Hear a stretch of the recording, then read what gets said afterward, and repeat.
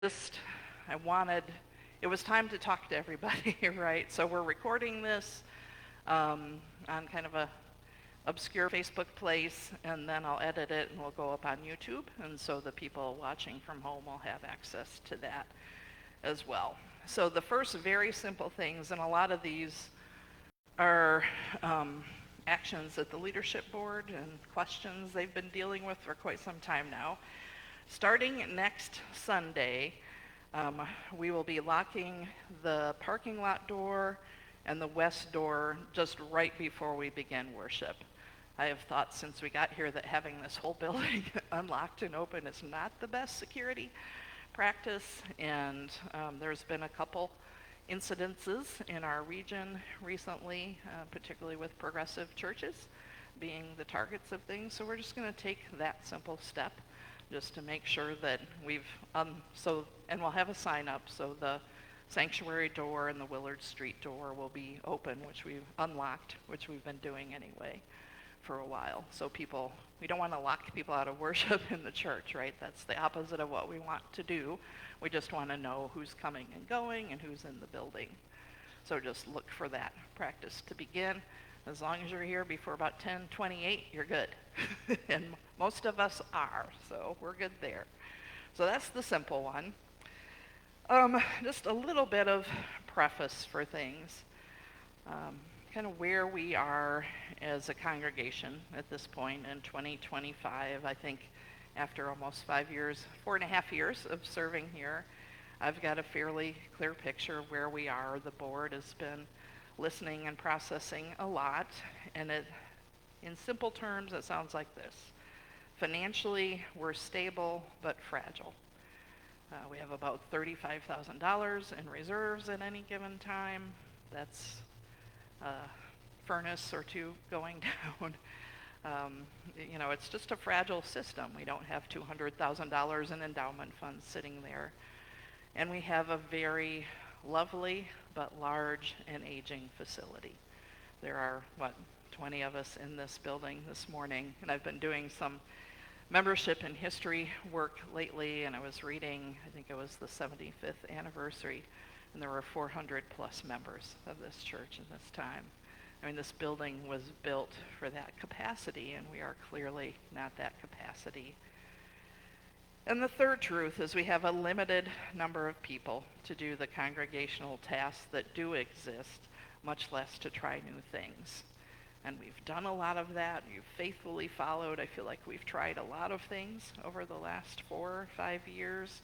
You are faithful. You are resilient. You are just lovely, lovely people. And so I want you to I just feel such gratitude for this congregation and the people in it and all that it has been. So we kind of come to that state. But I've been asking the leadership board since probably early summer last year to really start looking realistically. Just take a deep breath. Where are we? What does it mean? What can we do? What can't we do?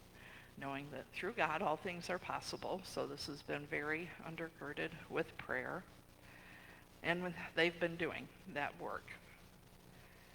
So, and really there are just 3 possibilities.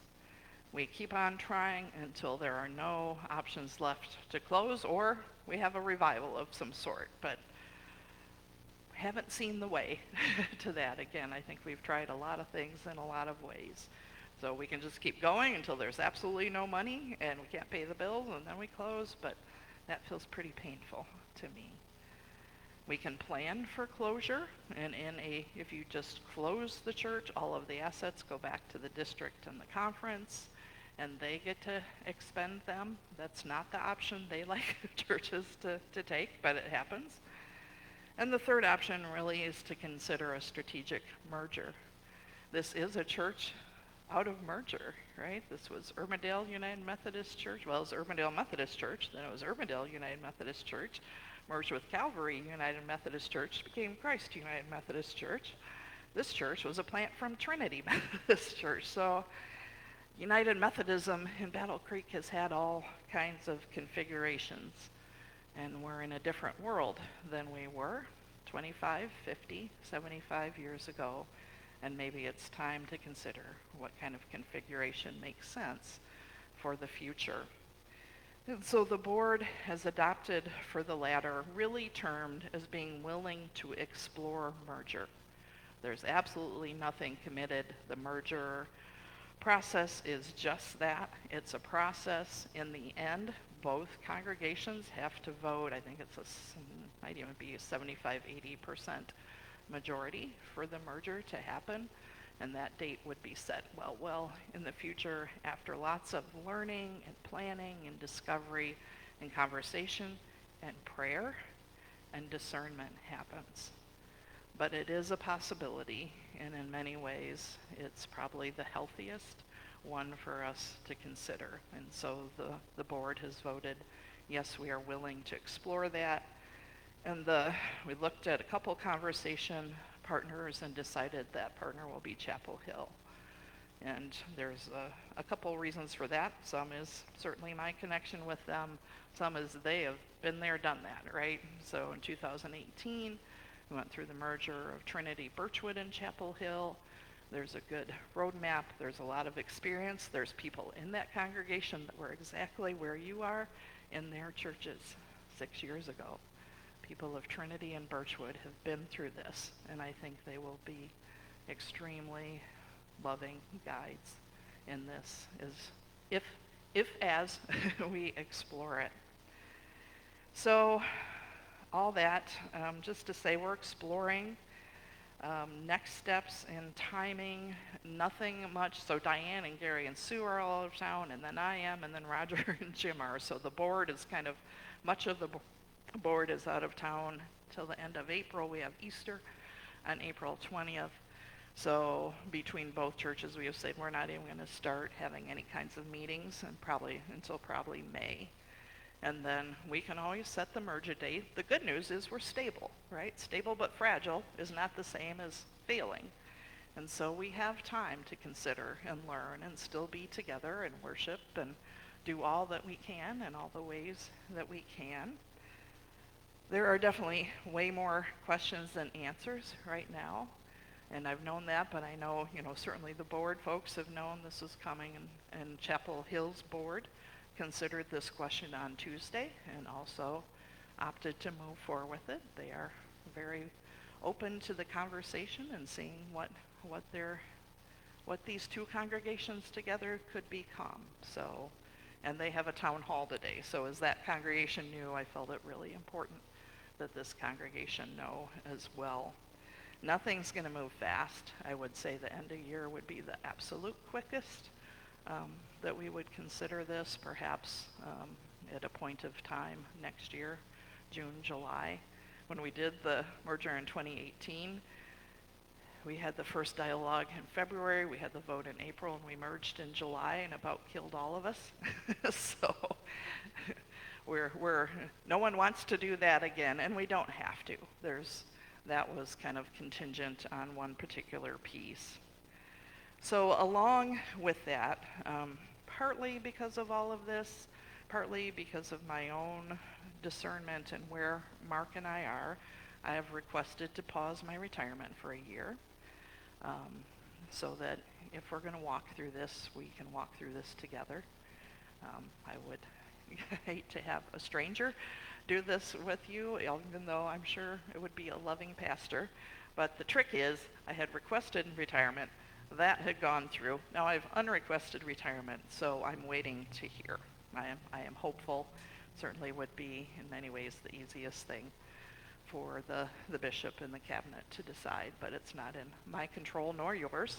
So that's another one of those unanswered questions at this time, but that is my hope and my discernment, is that I really would like to be here with you and try to figure out where we go over the next year. And even if it's, I'm listening while I'm preaching, maybe it's we Realize and Grow for another year, but we've had a lot of those years, to be honest.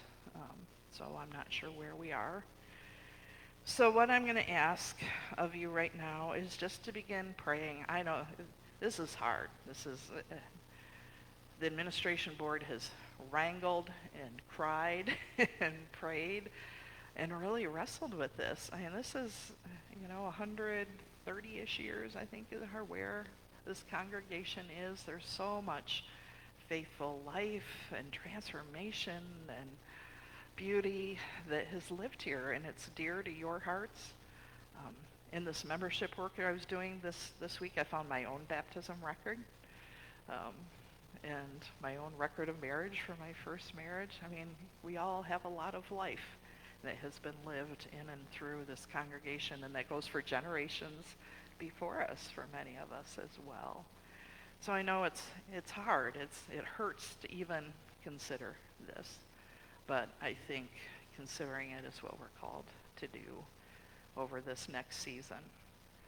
So for the week ahead, we'll have some time for questions soon, but I'm just asking you to pray, to really pray about this. Pray for your own discernment in this, where you think God might be leading the congregation,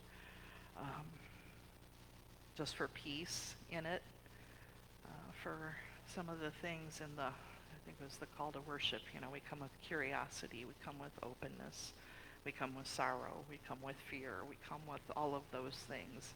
But can we be open to this process and see where it leads us before we decide? I think that's what I'm asking of you. And think of questions, and I think we'll do this again next week at the end of worship, just so that we have a time where you can ask questions and we can answer, and then we'll just kind of pause the process until May, when all of us are back and the pastors in this life have a bit more time to consider what comes next. So that's a lot of words, my friends. What questions do you have? Is there anything that would be helpful for you today?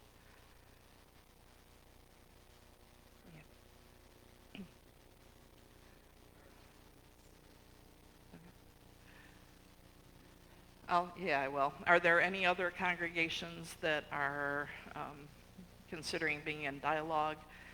Not that I'm aware of at this point. There really are not that many left. There's First, there's Chapel Hill, there's Washington Heights, and all three of those have a little bit more solidity and presence than we have here. The other one might be Canvas Union, but I haven't had those conversations with them yet, and I don't know Julie or the dean has. So certainly, and toward the end of April, our district superintendent, Dean Prentice, and Reverend Julie Elmore from Chapel Hill, their administrative board chair and lay leader, and myself and Diane have some time together scheduled. So certainly having the district and the conference as part of this conversation.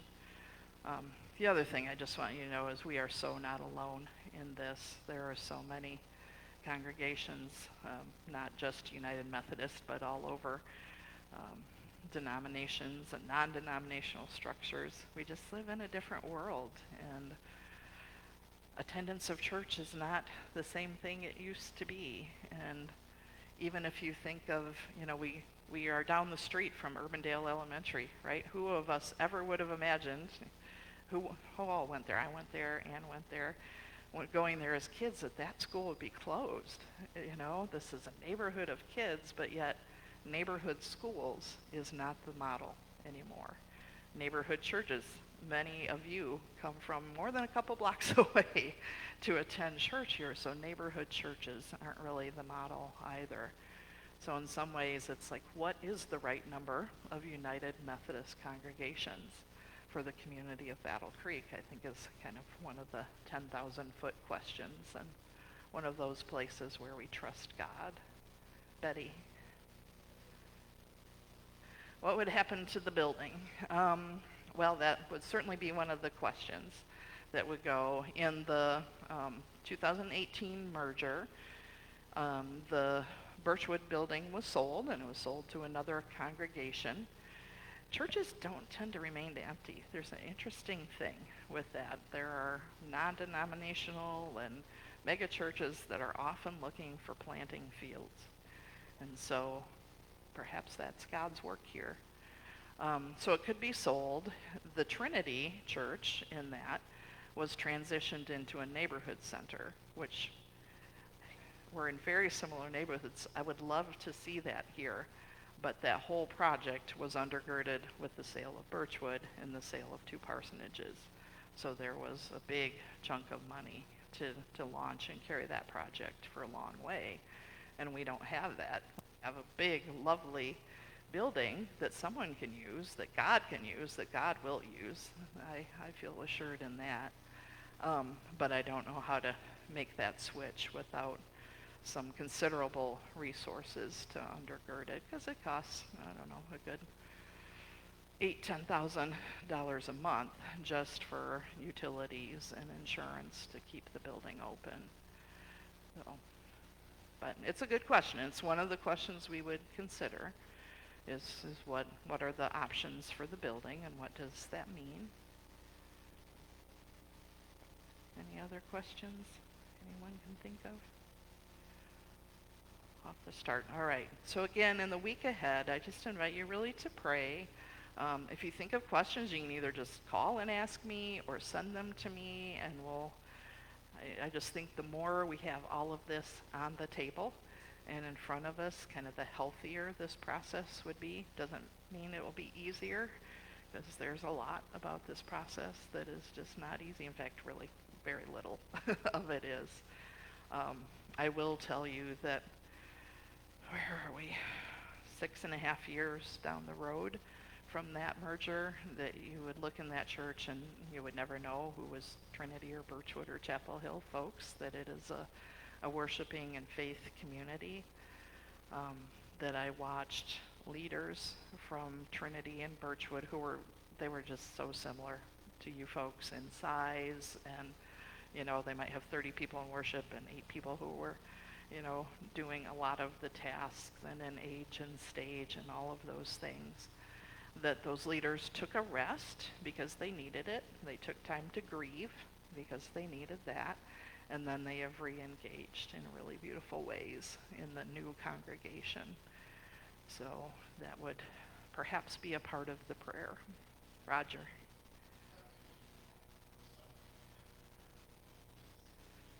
Mm-hmm.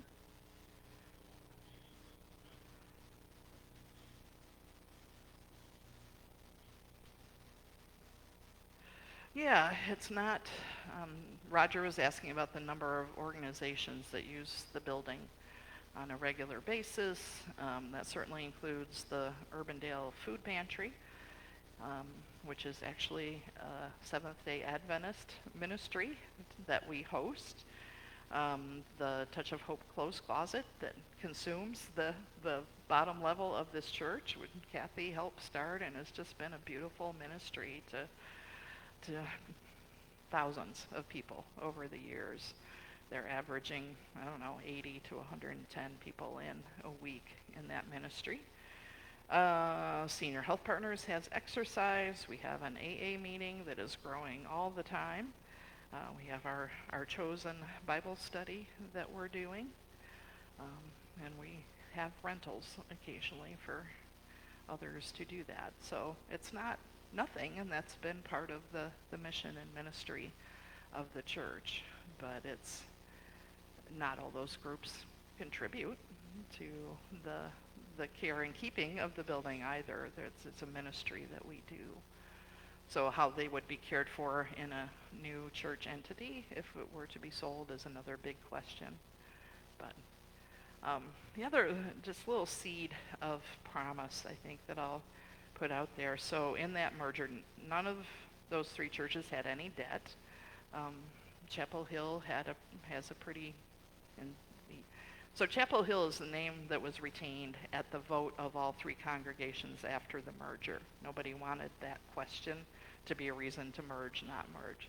So once it was one church, they decided on the name and decided to retain Chapel Hill just because of history and kind of relationships in the community. So once we've done the work of merger,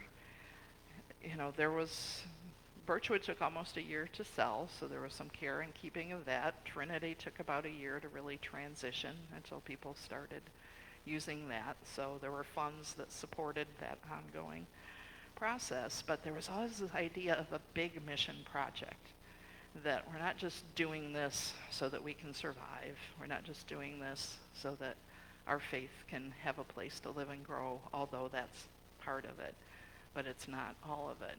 And the phrase that was used in that merger was reallocating God's resources to better serve the community. So I think there is the idea that if a merger were to take place and this building were to be sold, that money would be used for a big mission project that is at your heart, perhaps is still in the Urbandale community, that we see the struggle of our neighbors around us, and we do our best to address it, but maybe there's something else that we could do that would retain a United Methodist presence here in some way that's not a worshiping congregation, but a something. So I think that's part of your prayer as well, and discernment, that there's something that grows out of this, right? And there was nothing planned about having this conversation the week I did this sermon on rest and growth, right?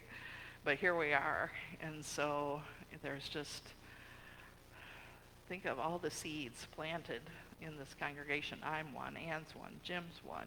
All of us have been seeds that have been planted by the faith of those in this congregation, and seeds blow, and they scatter, and they keep growing.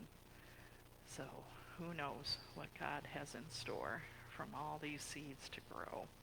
So I think that's just kind of our prayer as we move forward. Jim, I'm going to have you come up and lead us in one verse and chorus of It Is Well With My Soul. Just not from the mic, just from here. I think we need a little song. Oh, do you want piano or you want to just sing? He'll just sing, Sherry. They're just ad cappella. All right, any other questions before we close this for the day? How is it with your hearts and your spirits right now, friends? Hard? Yeah.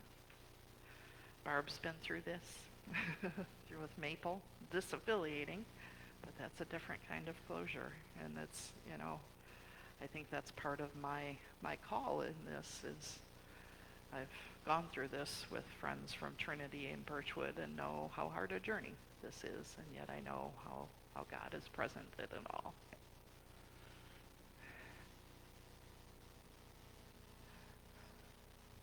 Well, we'll just do the first verse. I bet we can all come up with the first verse of It Is Well With My Soul.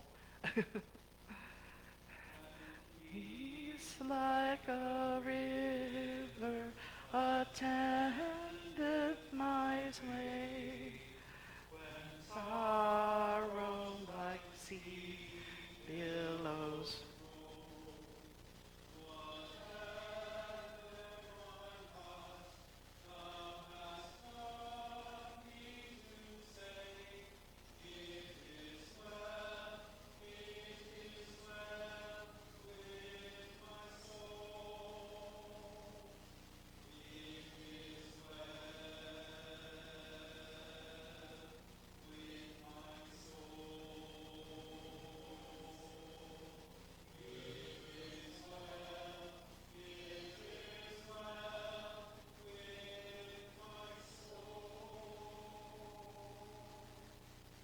Thank you, friend. Let's pray. Loving God, this is in many ways hard news, hard reality to face, but needed. As we've talked along the year, you are with us in it all.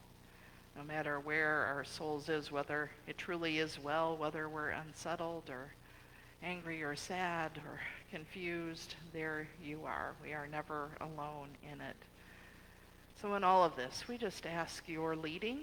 It is you we want to follow, that we may continue to plant the seeds of love and grace and belonging and mercy in our community. Help us to see the way, God. Your people want to follow. There are such seeds of faith and of growth and cycles that have happened in this place. But it is your will, in your timing, in your way, in your plan that we seek. Be in all the hearts and spirits of my friends gathered here and those watching, that they too may seek your way and know how much you love them. We give you all this in Jesus' holy name. Amen. Amen, friends. Go in grace.